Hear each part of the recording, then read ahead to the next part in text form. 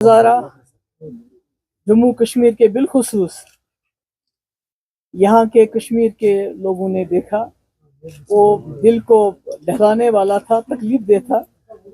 जैसा आप जानते हैं कि पूरे मुल्क के अंदर इस वक्त जो माइनॉरिटीज़ हैं, ख़ासकर मुसलमान जो हैं, वो बहुत मुसीबत में हैं, बहुत तकलीफ में हैं। मेरे ख्याल में मेरे पास अल्फाज नहीं है वो बयान करने के लिए। अभी कुछ दिन पहले आपने भी सुना होगा, मुजफ्फरनगर में कुछ मुसलमान मस्जिद में नमाज पढ़ने गए और उनके इस पे बाजू पे ब्लैक बैंड्स थे, तो उनको 2 लाख का जुर्माना किया गया। उन्होंने कोई नारा नहीं लगाया। तो ये हमारे मुल्क के हालात हैं, मुसलमानों के हालात हैं।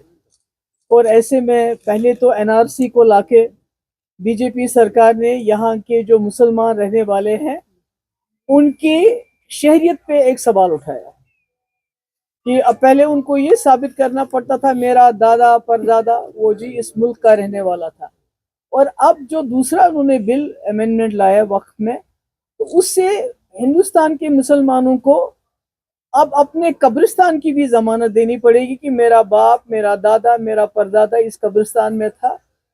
तो जो हम देख रहे हैं कि कब्रिस्तान हो, पहले तो मकान मुसलमानों के बुलडोज किए गए, दुकानें उनकी बंद की गई, उनको लिंच किया गया। अब जब उससे भी दिल नहीं भरा तो अब उनकी जो वक्फ की जो अल्लाह ताला के उसमें वक्फ किया जाता है, जिसमें कुछ गरीबों के स्कूल चलते थे, मस्जिदें हैं, दूसरे किस्म की प्रॉपर्टीज हैं, जिससे इस मुल्क के मुसलमानों को एक सहारा था, उसको भी उनसे छीना गया।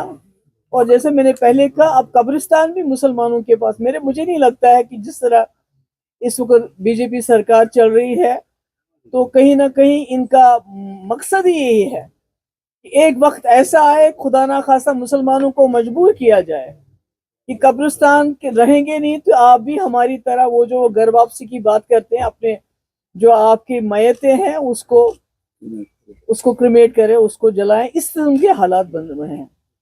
तो ऐसे में ये उम्मीद की जाती थी जो हमारे मुल्क के मुसलमान हैं वो तो बेकस हैं, बेबस हैं, लाचार हैं, माइनॉरिटी में हैं।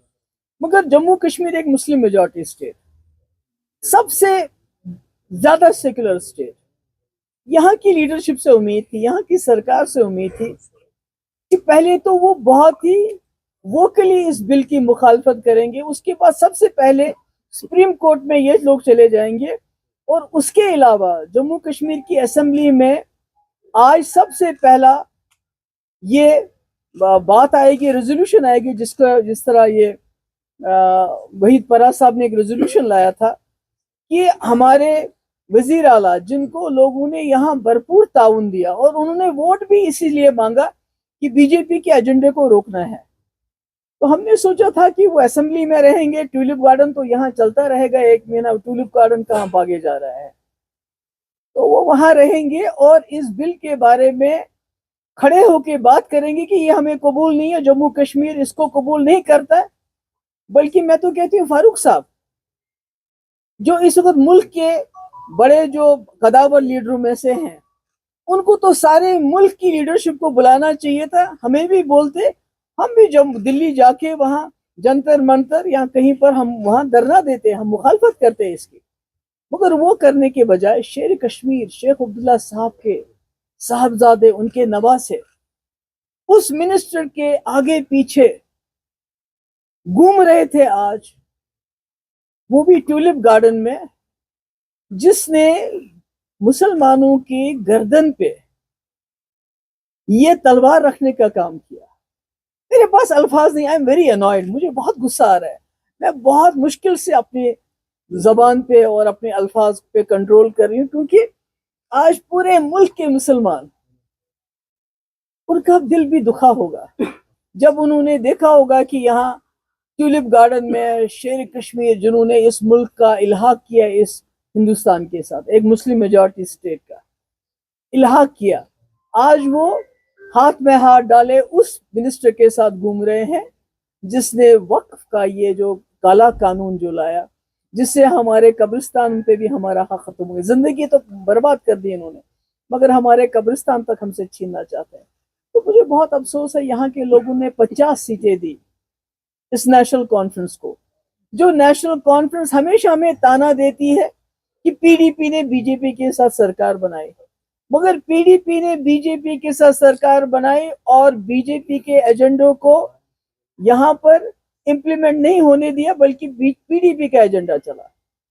मगर आज हम देखते हैं 50 सीटें होने के बावजूद जिस तरह से उमर साहब ने असेंबली को ताक पे रख के यहाँ ट्यूलिप गार्डन में जी हुजूरी करने के लिए, और फारूक साहब जैसे कदावर लीडर मुसलमानों के जख्मों पे नमक छिड़का, उससे मुझे लगता है जिन लोगों ने अभी हाल ही में इन जमातों को वोट दिए उनको भी अपनी जगह, उनका सर भी शर्म से झुक गया होगा कि ये क्या हो रहा है।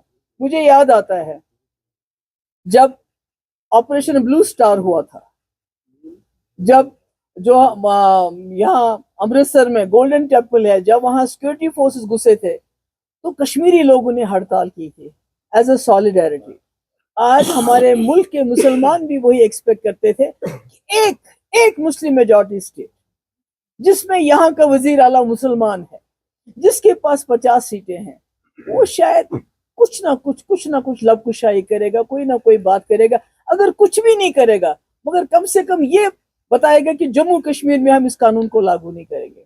मगर मुझे अफसोस है ऐसा नहीं हुआ और हम शर्मिंदा हैं। मैं शर्मिंदा हूँ इस मुल्क के मुसलमानों से कि बहसत लीडरशिप कश्मीर के, जम्मू कश्मीर की जो लीडरशिप है, जो बार बार मुझे याद है शेख साहब भी कहते थे कि हमने जी इस मुल्क के साथ इसलिए भी हाथ मिलाया क्योंकि यहाँ 18 करोड़ या 10 करोड़ या 15 करोड़ मुसलमानों की जमानत है जम्मू कश्मीर के मेजॉरिटी, मुस्लिम मेजॉरिटी से। हम जमानत है उन लोगों के लिए जिन्होंने पाकिस्तान छोड़ के हिंदुस्तान में रुकने का फैसला किया।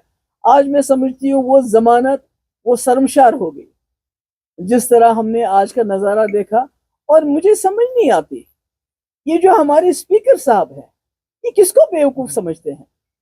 ये जी सब जुडिस कैसे है, अभी तो कॉग्निजेंस ही, अभी तो नोटिस ही नहीं लिया सुप्रीम कोर्ट ने इस केस का, तो ये सब जुडिस कैसे हो गया। और रेजोल्यूशन जब लाया वही फराज साहब ने, उसको डिस्कस करने में तो कोई प्रॉब्लम नहीं होनी चाहिए थी। तो मुझे समझ नहीं आती है। मैं एक बात अपने लोग कहते हैं किसी को बिन मांगे एडवाइस नहीं देनी चाहिए, मगर मैं आज एडवाइस दे रहा हूँ नेशनल कॉन्फ्रेंस के लोगों को, उमर साहब को।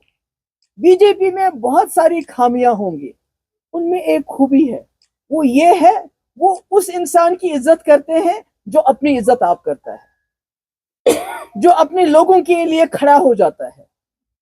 बेशक वो पसंद नहीं करते मुसलमानों के लिए, और जिस तरह आपने अपने लोगों के लिए खड़ा होने से इनकार करके बल्कि उनकी बेइज्जती की आज जो आपने किया, तो आप अगर ये सोचते हैं कि बीजेपी वाले आपको कबूल करेंगे, वो कबूल नहीं करेंगे। उनको मालूम है जो जमात, जो लीडर अपने लोगों का नहीं होगा तो वो उनका क्या होगा। मैंने अपने वक्त में मैं खड़ी रही, आपको याद है कुठवा का केस हुआ, मैंने मुकाबला किया। नौजवानों की एफआईआर की बात हुई, मैंने मुकाबला किया। सीज फायर की बात हुई, मैंने मुकाबला किया। डायलॉग के लिए हमने हुर्रियत के दरवाजे पे लीडरशिप भेजी, और शायद इसीलिए बीजेपी वालों ने कहीं ना कहीं डर भी था, खौफ भी था, सरकार भी गिराई, पर आज भी इज्जत करते हैं वो। मगर जिस तरह नेशनल कॉन्फ्रेंस की लीडरशिप ने आज हमें सारे बाजार बेइज्जत किया, मुझे लगता है कि ये मेरे ख्याल में आज हम सब लोगों के लिए, जम्मू कश्मीर के लोगों के लिए, हम मुसलमानों के लिए आज जो है ये मातम का दिन है। ये बीजेपी से तो एक्सपेक्टेशन हम करते हैं वो जो करेंगे वो उनका एजेंडा है, मगर एक मुस्लिम मेजॉरिटी स्टेट की वजीर आला का आज का बिहेवियर, उसके बाद फारूक साहब इतने कदावर लीडर, ये तो कहते हैं मैं वजीर आला हूँ, मुझे शायद जाना था, तो फारूक साहब को क्या जरूरत थी।